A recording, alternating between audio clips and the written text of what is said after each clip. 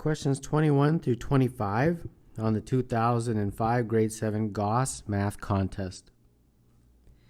Emily was at a garage sale where the price of every item was reduced by 10% of its current price every 15 minutes.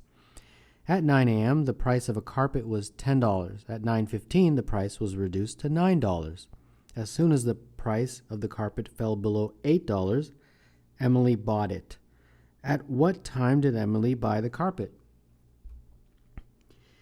At precisely 9 a.m., I guess when this garage sale began, or when Emily got to the garage sale, or perhaps before she got there, the price was $10. And then every 15 minutes it goes down by 10%, right? So the first amount they actually tell you, it's 90% of 10, which is the original amount, which is $9. Right? It's going down by 10%, reduced by 10% each time. And then at 9:30, it's going to go down by another 10%. So it'll be 90% of $9, which is $8.10. Now, it's still not below the $8 requirement that Emily has set for herself. And then if you go another 15 minutes to 9:45 a.m., the price will be 90% of $8.10. And that is most definitely less than $8. It's $7.29.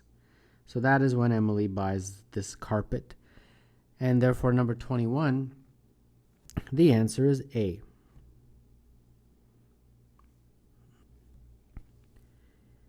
In a bin at a Gauss grocery, the ratio of the number of apples to the number of oranges is 1:4. The ratio of the number of oranges to the number of lemons is 5:2. What is the ratio of the number of apples to the number of lemons? So apples to oranges, I'll put a little O to, I don't know if that helps distinguish it from a 0, is 1:4. And then the ratio of oranges to lemons is 5:2. All right? And we want to figure out apples to lemons, that ratio. Okay, so from the first one here, we can figure out cross multiplication, give us an equation. 4a is equal to O for orange. And then from the second one here, we get 2 O's is equal to 5 L's. All right? So let's see, where can we go here? I guess over here, if you multiply both sides by 2, you'll get 8a is equal to 2o. And there you go. We've got 2o is equal to 8a, 2o is equal to 5l. Therefore, those must be equal to each other. So that means 8a is equal to 5l. And therefore, a over l is 5/8. And that is the answer. They've, of course, written it as 5:8, which is the exact same thing. And number 22, the answer is C. Using an equal armed balance, if 4 squares balances 2 circles and 3 circles balances 2 triangles, which of the following would not balance triangle, circle, square? All right. Well, let's see. The first one is triangle, circle, square. It's the exact same. So that would balance it. All right.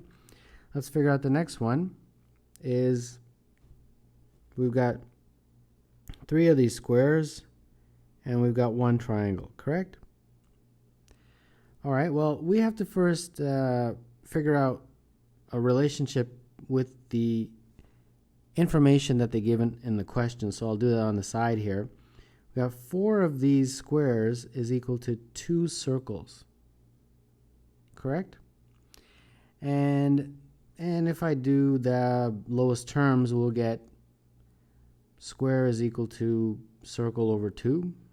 Sure, maybe hopefully that will help. And with the next one, I've got 3 circles is equal to 2 triangles. So a triangle is equal to 3 circle over 2. I just want to get everything in terms of one shape. That way I can make a fair comparison between everything. All right, let's go back. Let's look at B now.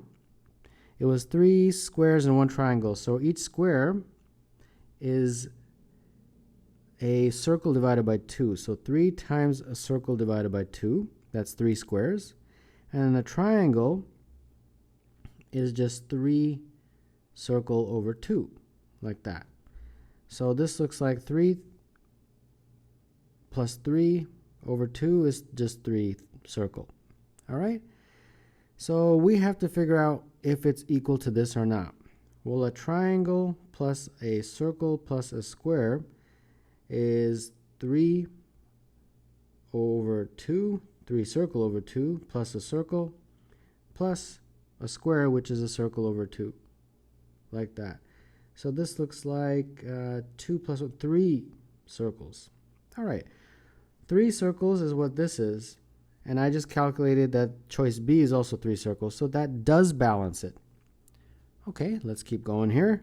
Choice C, we've got 2 squares and we've got 2 circles. Okay, a square is right here. It's circle over 2. I'm tempted to call it theta because it looks like that, but that's my fault. I made it look like that. And then I've got 2 circles and, well, 2 circles, I just put circle. So this looks like 1 plus 2, which is 3 circles. Okay, great. Oh, look at that. I made it look like theta again. Okay, well, 3 circles is exactly the same as 3 circles, so C does balance it. All right, they're making us work hard here. Let's go to choice D. We've got 2 triangles and a square. A triangle is 3 circle over 2, but there's 2 of them, so 2 times 3 circle over 2, and then we've got to add a square, which is circle over 2, circle over 2. So this looks like 3 circles plus a circle over 2. Okay, so this is 3.5 circles. That does not balance it. All right, finally we got something that doesn't balance it. So D is the answer to this question, since that is not equal to what they have given us. So number 23, the answer is D.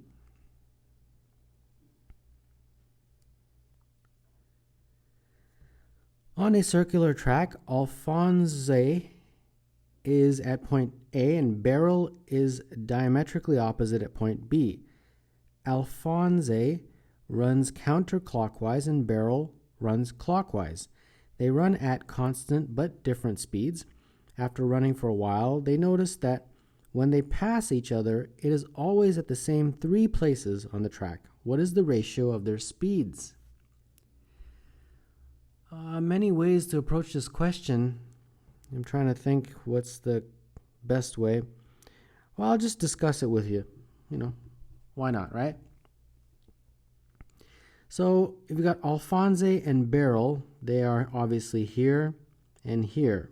They tell you that in the question, and they're initially diametrically opposite. So what that basically means is that they are exactly halfway around the track. So the distance, for example, from here to here is the same as the distance from here to here. That's what diametrically opposite is referring to. All right. Where do we go from here? Well, I don't know who's faster, so it doesn't really matter. I'm going to say Beryl is faster. So I apologize. I'm not sure if Beryl is a girl or a guy, but let's say it's a girl. Beryl, let's say, gets to here, and that's where Alphonse meets her. So we've got Beryl and Alphonse both meeting for the first time. And then they both continue running. And eventually, they're going to meet again. So let's just say they meet here. And then eventually, they'll meet at this point right here. So it's just going to keep going like that, because they always meet at the same 3 points. And then I think it's perfectly okay for me to give this circular track a distance. I'm going to say it's 300 meters all the way around. And I'm going to make a little I'll just call it X for now because I don't want to assume too much. When Beryl runs from here to here, I'm going to call that distance X. Okay? And therefore, when Beryl runs from here to here, that's also X. And then finally, when she runs from that point all the way back to her original point, that's also X. So that basically means that 3X is equal to 300. So X is equal to 100. Okay? Because the nature of this question is that those same 3 points is where they're going to meet, the two of them, when they start running in opposite directions. Now, Alphonse is running from here to here. Well, the whole track is 300, and this distance, half of it, is 150. So this distance must be 50. You got it? So there we go. We've got pretty much a really good part of the question already. Now we need to compare speeds because that's what they want, ratio their speeds. Okay? So I'll call the speed of Alphonse SA, speed of Alphonse, and we know that you can figure out the formula, speed is equal to distance over time. So his distance is 50 initially when he runs from his origin to that first meeting point, 50 meters, right? Well, I didn't really give it a unit, but it doesn't really matter, 50 meters. And then his time, I don't know the time, so I'll just call it TA. The speed of Beryl, well, her distance was 100 when she's running from here to the first meeting point. So it's 100. And her time, I don't know, so I'll call it TB. Okay? But one thing I do know is that the times are the same because the amount of time it takes Beryl to run from here to here is the same amount of time that it takes Alphonse to run from there to there.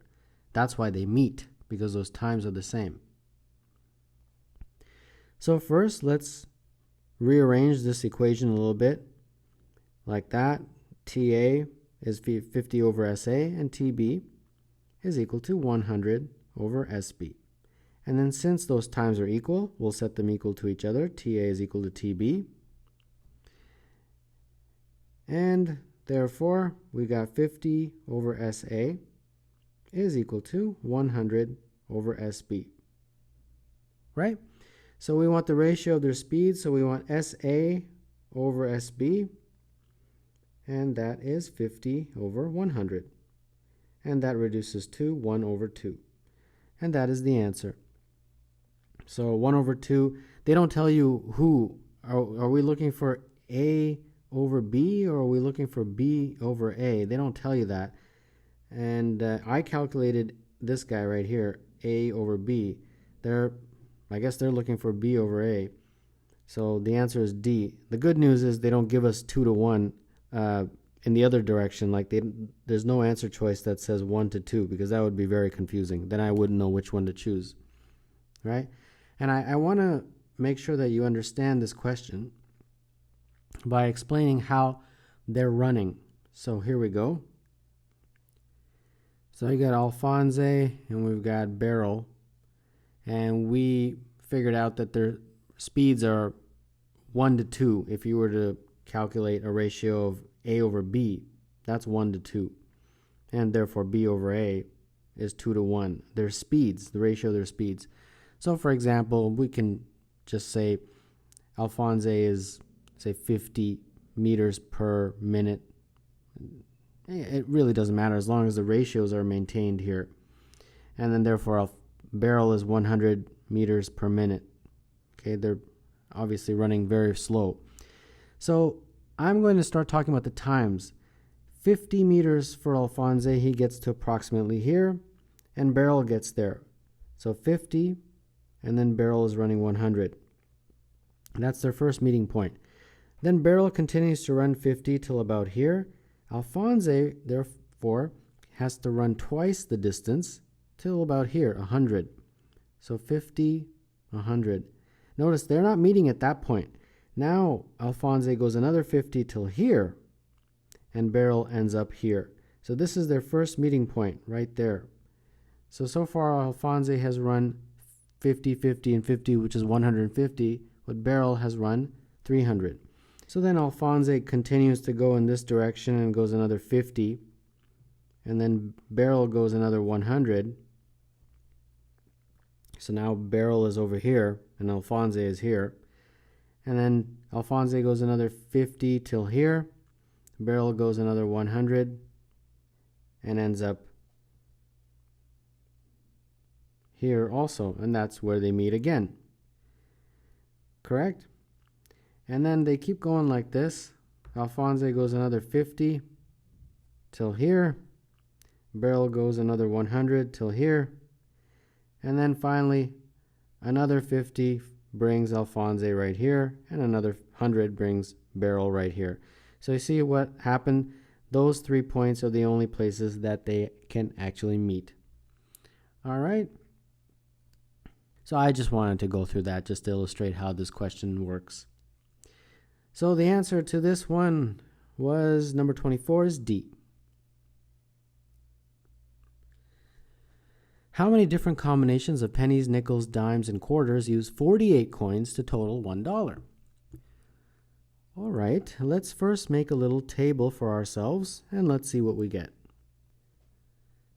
Pennies, nickels, dimes, quarters. Now, we are not told much in this question. We don't know if we have to use a penny, nickel, dime, and quarter for all the combinations, or can I not have one of those coins? You know what I mean? Like, can I have 0 nickels and 0 dimes? Well, we'll just go with this. So the number of coins has to be 48, right? So if I have 48 pennies, I'm just going to start in that point, at that point. If I have 48 pennies, they're all pennies. I've got 48 cents. So I'm going to put my amount here. Now, obviously, that's no good, right? Because I've got a total of $1. So no good there. But that's okay, because I need a starting point. One thing I immediately noticed, though, is that when I choose the number of pennies, I've got to choose a value that makes me get a number that's divisible by 5. Because that's the only way I can get the remainder to add up using nickels, dimes, and quarters. Because nickels are 5s, dimes are 10s, and quarters are 25s. So 45, let's see what happens. If I have 45 pennies, how many coins are remaining? That's how I'm going to do this. Well, 48 coins is what we have to use. I've already used 45 of them as pennies, so 3 coins are remaining.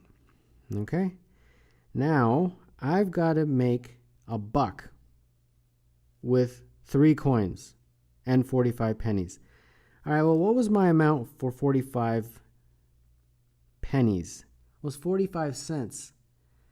All right. But I want to know how much more I need. I've got to use the 3 coins to get 55 cents. So amount needed. All right.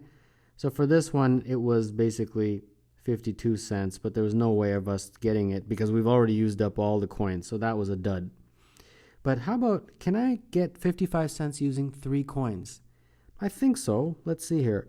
If I use 2 quarters, that'll be 50 cents, and then 1 nickel. That'll do it. And there's 0 dimes. So I think this one is one possibility. I'm sure of it. And also, I'm also sure that in our combinations, it's allowed that you don't have to use all the coins. What I mean by that is that you don't have to have at least 1 penny, 1 nickel, 1 dime, 1 quarter. Because in this scenario, as you notice, I have 0 dimes. All right, let's keep going here. We got 1 so far, but obviously the answer choices, they've got quite a few more. All right, let's go down to 40 pennies. If I've got 40 pennies, that's 40 cents. Amount needed would be 60. I've got 60 cents more that I've got to create. Now, how many coins do I have remaining? 8. With 8 coins, can I get 60 cents? Okay, I'm pretty sure I can. How about if I have 1 quarter, that'll be 35, and I've got 7 nickels. That'll do it. And then 0 for dimes. Any other way? How about if I have 0 quarters, 4 dimes, and then 4 nickels? That will do it also. All right, I've got 2 there. Good. Making a little bit of progress. And then let's go down to the next one, 35 pennies. 35 pennies, that's 35 cents. And then that means I've got 65 cents that I need to create with how many coins? 13 coins. All right, let's see. How can I do this? 65 cents. I think the only way is with 13 nickels. Yeah, 0, 0. Because if I start using quarters, I won't be able to match this 13 coin criteria or requirement. You can get 65 cents with quarters, and like 2 quarters is 50 cents, and then 3 dimes or 3 nickels, sorry, would bring it up to 65, but that falls short of 13 coins. So I think this is the only way. All right, let's keep going here. 30 pennies. All right, I've got 70 cents I've got to create, and I've got 18. Oh boy, 18. If all of them were nickels, that would be 90 cents. So there's no way of this working. And then in a very similar way, if I go down to 25, there's no way, because this will be way too many coins. So I think that's it. How many did I get? I got 4. So number 25, the answer is B.